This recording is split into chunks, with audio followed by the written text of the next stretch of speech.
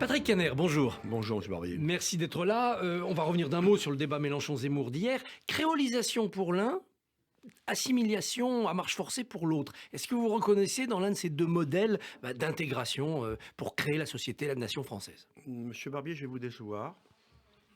J'ai pas envie de contribuer à cet emballement médiatique. Il est que médiatique ou vous pensez qu'il y a un risque que le peuple s'échauffe camp contre camp?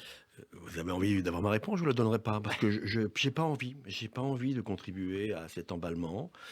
Je considère que ni l'un ni l'autre ne sont capables de diriger ce pays. J'ai écouté ce débat, mais vraiment j'en ai assez de voir que, pour des raisons d'audience, et chacun veut bien le reconnaître, eh bien on donne une priorité à des personnages qui ne correspondent pas à ma vision de la vie politique, donc dont acte. Je vous déçois, je déçois peut-être nos auditeurs, mais stop à ce genre de débordement, parce que pour moi, M. Zemmour, c'est ce que j'exècre en politique, et je le combattrai le moment venu. Est-ce que la gauche social-démocrate aura quelque chose à proposer pour réguler l'immigration, intégrer les populations d'origine étrangère? C'est toute la question de la pertinence, la crédibilité des modérés. Des modérés de droite, des modérés de gauche, la capacité finalement à apporter des solutions à un pays qui va très mal. Vous savez, le 13 octobre prochain, jour où on va proposer la prolongation du pass sanitaire au niveau du Conseil des ministres, mon groupe au Sénat proposera une proposition de loi visant à la vaccination obligatoire. C'est pas populaire. C'est pas populaire. Et depuis, et je suis le premier signataire, avec 62 autres collègues, eh bien, c'est les insultes, c'est les menaces, c'est les attaques ignobles sur les origines des uns et des autres. Enfin, voilà ce qu'est devenu aujourd'hui notre pays. Un pays qui joue les extrêmes, un pays qui manifestement a perdu ses repères. Et je crois que l'enjeu de ces présidentielles, et pour la gauche modérée, la gauche social-démocrate, que je représente aujourd'hui sur votre plateau, eh bien, l'enjeu, c'est de dire qu'une autre voie est possible, que la fracture sociale, la fracture idéologique, la fracture finalement d'un pays qui avait inventé les droits de l'homme. C'est la voie de la raison, c'est la voie de la modération, mais c'est toujours la voie de la complexité, de la nuance. C'est compliqué d'être modéré. Et comment on fait passer ça dans la société? La nuance n'empêche pas la détermination. Vous savez que je soutiens Anne Hidalgo, on y reviendra sûrement tout à l'heure, même tout de suite. Quand Anne Hidalgo courageusement dit les enseignants français sont trop mal payés. Vous savez, moi j'ai une fille qui est instite et qui a commencé ça après un bac plus 5 à 1700 € et qui terminera au mieux aujourd'hui, après 40 ans de carrière, à 2600, 2700 €. Mais en disant on double le salaire, Anne Hidalgo donne l'impression d'aller trop vite, trop loin et que c'est pas crédible, qu'on peut pas payer. Est-ce que c'est injuste de rattraper le pays, notre voisin des Allemands? Après, il faudra se donner les méthodes, mais l'objectif est juste. Et je crois que ce qu'on a intérêt à dire aux Français, c'est de fixer un cap, fixer des objectifs justes, et après, en concertation pour savoir comment on y arrive. Peut-être que ce doublement des salaires devra amener à une réflexion sur un projet éducatif global, mieux associant les enseignants à l'éducation, à côté des parents, à côté du secteur associatif. Là, il y a une vraie réflexion à mener. Mais il faut avoir du courage dans cette période et ne pas tomber dans les extrêmes populistes. Anne Hidalgo donc est une candidate déclarée. Vous ne vous inquiétez plus sur le Parti socialiste? Elle aura le plein et entier soutien de ce parti? Oh, il y a un débat qui a été engagé avec d'autres candidats potentiels, et je pense à mon ami Stéphane Le Foll. Nous verrons s'il ira jusqu'au bout. Elle est candidate, les militants socialistes en décideront le 14 octobre dans un vote démocratique interne, parce qu'il est vrai que nous avons abandonné les primaires citoyennes ouvertes. On a payé pour savoir ce que ça voulait dire à un moment donné. Ça a marché pourtant en 2012, derrière François Hollande. Oui, et ça a été une catastrophe en 2017. Mais est-ce que ce n'est pas une erreur? Est-ce qu'il ne faudrait pas trouver un autre moyen? Regardez les Verts, ils y arrivent à peu près. Oui, les Verts y arrivent, et je les salue, parce que voilà, c'est courageux de leur part.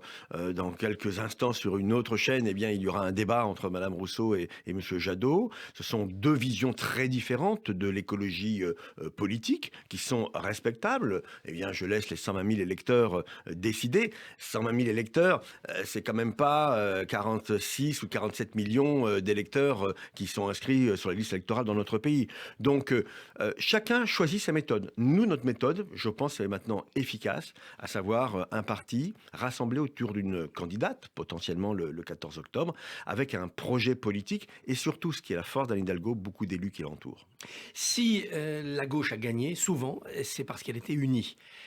Mardi, si Sandrine Rousseau gagne cette primaire des Verts, est-ce que c'est une candidate écologiste avec laquelle Anne Hidalgo peut discuter, pactiser, préparer un programme commun, par exemple, pour des législatives? Quel que soit le résultat de la primaire, il faudra se rassembler. La gauche au confetti, celle d'un Mélenchon d'un côté, d'un Montebourg de l'autre, d'une Hidalgo ici, d'une Rousseau ou d'un Jadot là, et de l'extrême gauche, cette gauche en confetti, c'est la gauche de la défaite. Je le dis, nous sommes à 7 mois d'élection présidentielle, c'est la gauche de la défaite. La gauche raisonnable doit pouvoir se rassembler, et il est vrai que le pôle socialiste vert socialiste est un élément majeur. Si nous voulons challenger, comme je le dis souvent, le duo qui est annoncé, quoique maintenant avec Tout est Zemmour, troublé. tout est troublé, et cette élection est très ouverte finalement, donc à nous d'être intelligents. Mais les 3 mois qui viennent, ce seront 3 mois de travail où on va se jauger, on va se toiser, on monte tous sur le ring, on montre ses muscles, c'est bien normal, les choses devront s'apaiser et les particules devront retomber au plus tard en janvier prochain. Pourtant, on a l'impression d'un côté que ces gauches sont irréconciliables, comme le dit Manuel Valls, et puis que quand elles arrivent à se réconcilier, comme par exemple au régional dans votre région, les Hauts-de-France, ça ne marche pas non plus. Alors est-ce que le combat pour l'unité n'est pas du temps perdu? Ah, peut-être que certains auraient dit que si Patrick Kanner avait été tête de liste, ça aurait été mieux. Je n'en sais rien, je plaisante. Et puis ça n'a pas été le cas et je n'ai pas de boule de cristal. Par contre, ce que je sais, c'est que là où les socialistes étaient en position de tirer les listes, dans les départementales, dans les régionales, eh bien, il y a eu des succès. Certes, nous ne sommes pas à la période faste extraordinaire des années 2000, mais néanmoins, aujourd'hui, le Parti socialiste est de retour. Alors ça en gêne certains. Certains même pensaient que nous étions subclaquants et que nous aurions dû disparaître. Ce n'est pas le cas. Il faudra compter sur nous, mais dans une logique sûrement très différente des années précédentes, c'est-à-dire une logique de respect mutuel. Alors la gauche est favorite pour les élections dimanche en Allemagne. Quelle leçon vous tirez de Ce n'était pas le cas il y a 3 mois. Et non, quelle leçon vous tirez de cette résurgence d'Olaf Scholz et du SPD? Vous pourriez prendre l'exemple aussi portugais, espagnol, finlandais. La gauche peut-être sera majoritaire effectivement en Allemagne. Eh bien, voilà, l'exemple est donné. Et M. Scholz est un ami personnel de Mme Hidalgo. Et s'il devient chancelier, je suis convaincu qu'il prendra toute sa part dans la campagne présidentielle française. Et que ça peut jouer sur un électorat français qui se dira, bon, C'est mettons-nous à possible. l'unisson de... Mettons-nous à l'unisson. Et c'est le retour d'une gauche qui met fin à cet entre-deux de M. Macron, qui finalement a fait exploser la gauche au début du quinquennat, a fait exploser la droite à la fin du quinquennat, pour aboutir aujourd'hui à un grand n'importe quoi qui est dangereux pour notre pays sur le plan démocratique. Pourquoi dangereux?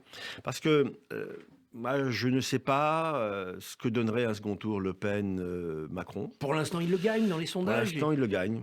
Mais il le gagne de moins en moins. Vous analysez comme moi les sondages. On est aujourd'hui effectivement à 58-42. Oui. Aujourd'hui. Mais devant un choix comme cela, moi je crains finalement que les extrêmes se retrouvent finalement et que beaucoup de modérés n'aillent pas voter. Et dans ces cas-là, malheureusement, tout est possible. Parmi les candidats de droite, il y en a un que vous connaissez bien, c'est Xavier Bertrand, président de votre région. Est-ce qu'il vous fait penser à un Chirac à la française? Comparé à Chirac est assez osé. Je pense que Xavier Bertrand a fait une faute, je pense, de quitter sa formation politique. Et d'ailleurs, maintenant, il veut y revenir par la petite porte, au travers éventuellement d'une primaire fermée, si j'ai bien compris. Xavier Bertrand est quelqu'un que j'apprécie parce que, voilà, il a gagné cette région dans des conditions particulières il y a 6 ans. Il l'a regagné de manière beaucoup plus claire aujourd'hui. Il apporte des solutions. Ce qui m'inquiète, par contre, dans son discours récent, c'est qu'il court de plus en plus derrière l'extrême droite. Moi, j'aime la droite républicaine, celle qui est capable, finalement, de challenger la gauche et réciproquement. Je crois au clivage droite-gauche dans ce pays. Et c'est pour moi la meilleure solution de faire une respiration démocratique dans cette France qui en a bien besoin. Joe Biden et Emmanuel Macron se sont téléphonés à propos du contrat de sous-marin annulé en Australie. Ils vont se voir bientôt au G20 de Rome. Est-ce que vous, de votre côté, vous renoncez à votre projet de commission d'enquête au Sénat? Sûrement pas. Sûrement pas. Cette affaire n'est pas claire. Et que voulez-vous savoir alors? Mais je veux savoir pourquoi on en est arrivé là. On a vu la gesticulation extraordinaire de M. Le Drian, offusqué, etc. Mais comment est-il imaginable que M. Le Drian, que M. Macron, que le gouvernement n'était pas au courant de l'évolution de cette affaire. Notre commission d'enquête gêne, comme elle a gêné dans l'affaire Benalla. Eh bien, les sénateurs feront leur boulot. Non pas pour nous-mêmes, nous ne sommes pas dans une démarche corporatiste, c'est pas pour le Sénat qu'on fait cela. On le fait pour que les Français comprennent ce qui s'est passé. Mais vous pensez que c'est notre diplomatie dont vous voulez faire le tribunal? Alors, tout d'abord, nous avons perdu des points en matière diplomatique, nous avons perdu des points en matière économique. Moi, je pense, ce matin, quand je vous parle, je pense à l'électricien de Jeumont Électrique qui aurait dû travailler sur le sujet. Je pense au chaudronnier de Cherbourg qui aurait dû aussi travailler. Je pense aux ingénieurs. Tous ces gens, des centaines, voire des milliers de personnes qui vont se retrouver peut-être sans boulot demain parce qu'on a perdu ce contrat. Ce contrat a été négocié à une époque par M. Le Drian, ministre de la Défense. C'était un bon contrat. Comment a-t-il pu évoluer vers une telle humiliation, un tel affront, une telle déconvenue? Ça dépend à quel moment on se place. Mais en tout cas, il y a un problème. Il faut découvrir les raisons de ce problème. Et comme la commission d'enquête a été refusée, ça ne vous a pas échappé, à l'Assemblée nationale, ça signifie que la majorité à l'Assemblée nationale, REM, n'a pas envie qu'on en débatte. Eh bien, enfin, encore et heureusement, il y a un point où on peut débattre démocratiquement dans ce pays, c'est le Sénat. Avec la gauche et la droite d'ailleurs. Avec la gauche et la droite. Est-ce qu'Anne Hidalgo doit du coup, puisqu'elle aime les propositions radicales, aller plus loin et dire, moi présidente, nous quitterons le commandement intégré de l'OTAN, il n'y a plus d'avenir pour la France dans l'OTAN, bâtissons autre chose? L'OTAN est-elle aujourd'hui la bonne réponse sur le plan de la défense stratégique? Voilà, ça a été évoqué hier dans un débat célèbre que vous avez voulu me faire commenter et que je n'ai pas commenté, vous l'avez remarqué, mais c'est vrai que l'OTAN a été créé à un moment historique bien précis. Je pense qu'il faut faire sûrement évoluer l'OTAN. De là à quitter une alliance qui est aujourd'hui nécessaire par rapport aux dangers qui nous menacent, la réponse à mon niveau est non, mais je ne suis pas Madame Hidalgo. Le budget 2022 est dépensier. Bonne chose pour la relance économique ou gaspillage électoraliste? C'est un budget qui ne dit pas tout. C'est ça qui me gêne le plus. Nous avons une maquette budgétaire qui va venir à l'Assemblée, qui va venir au Sénat, qui n'intègre pas le plan de relance sur le plan des investissements, qui n'intègre pas le fameux revenu d'engagement pour les jeunes. On estime ça à 10 à 12 milliards d'euros qui ne sont pas dans la maquette budgétaire. C'est la première fois que ça nous arrive. Et donc ce budget, je ne dis pas qu'il est insincère, mais il est au moins incomplet. Et donc nous aurons l'occasion de marquer notre différence aussi dans le débat parlementaire. Patrick Caner, merci, bonne journée.